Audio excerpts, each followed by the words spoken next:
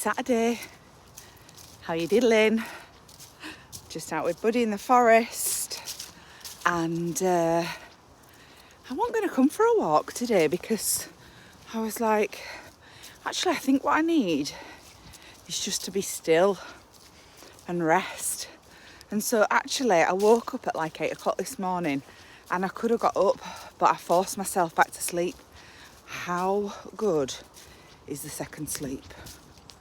Like, can we just take a moment to appreciate when you go back to sleep that second time, it's like it has double the potency in terms of its restorative nature. We also had what Keith and I call a cave sleep. So we've got shutters on the outsides of the windows of the apartment, and if you close them, they're like blackout blinds and they just completely remove any speck of light. And when you wake up, it's a little bit disorientating, but like you actually sort of, the first time I woke up was like a body clock. It was 8 minutes past 8 and I always get up about 1:15. So it was like circadian rhythm wake up was the first one. And then really like concentrated and went back to sleep because it was pitch black. I had a wee, drank some water, and then was like, I am going back to sleep. And the next time I woke up, it was 11 o'clock. But, that second sleep, it's just like, it's like having a second breakfast, isn't it? It's very satisfying. So, I can't see you. The Trust Fall was live last night. And what I love about a class like this is how, on the one level, it is absolutely unique. Your experience is completely unique, but at the same time, there's like this collective experience of the energy, and that's what's been like shared by people that were there last night that I've been talking to all morning. Some people were like, that was really hard. I cried a lot. Like it felt like things needed to shift, but it was worth doing. And then others were like, oh my God, it was magical. You know, I felt so amazing afterwards, blah, blah, blah, blah, blah.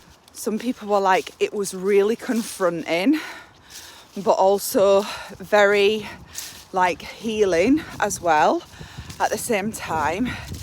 But the common thing that everybody like commented on was the energy. They were like, the energy that pulled it all together was just magical, like, and resonant. And yeah, that's the thing that I love. Like, everyone gets their own unique experience, but there's this collective that gets tapped into in the group. On a personal level, for me, it was just a massive source of joy. It was, I woke up this morning and I won't lie to you, I had a bit of a vulnerability headache, I think, because there were some like deep shares on my part. And after the second sleep, that were gone.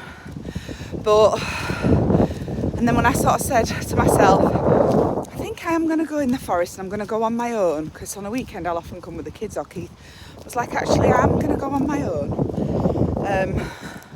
Because I feel like that's what I need. And like, being able to see all those faces. I mean, I couldn't even fit them all on one Zoom screen, you know, when it's like too many and you have to swipe and it's on a few screens. Just brought me this really incredible sense of connection. I've put my hood down now. It was too warm and it's actually stopped. It was raining a bit before.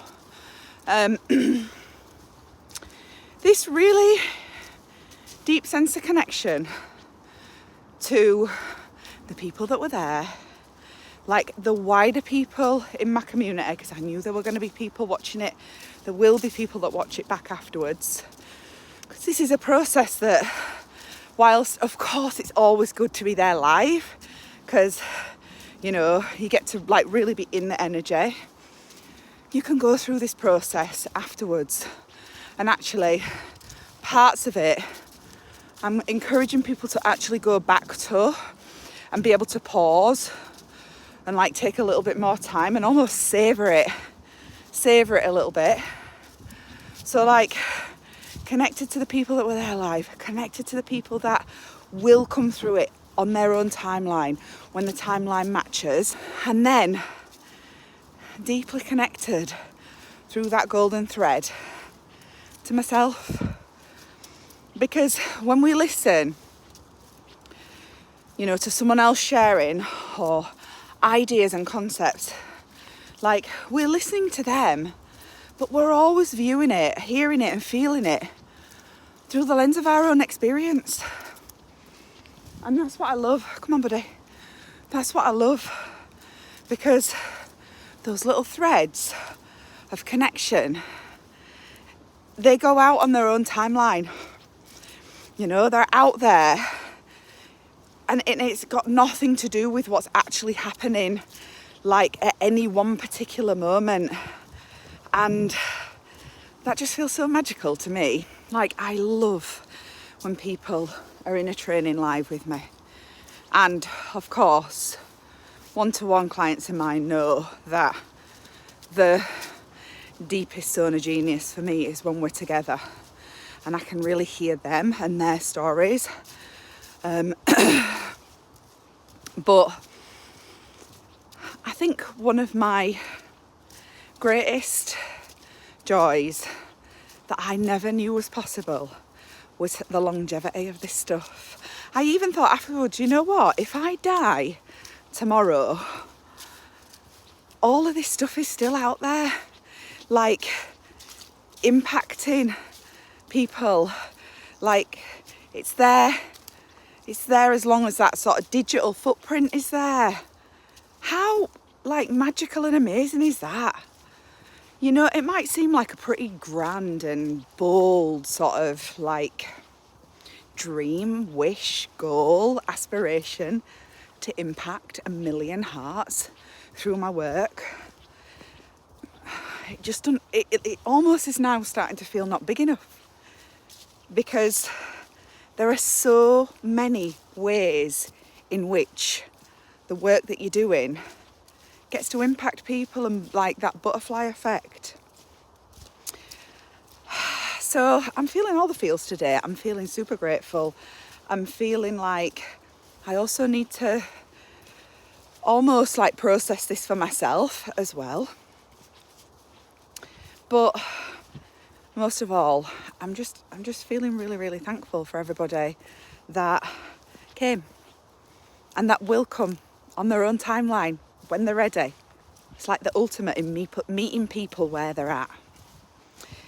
So you can still like get involved in the Trust Fall, and the only difference will be that the main things that were being manifested, which was some one-to-one coaching, the Rich program and some books, they've now gone, but there is still a really juicy and very valuable gift for literally everybody who goes through that process. So you, regardless, you'll get to take that away, plus everything that you take away from the process, which will be as epic as the energy that you put into it. And what's even nicer is, last night was a 3-hour epic masterclass. But what I've been able to do is edit it down into 3 chunks.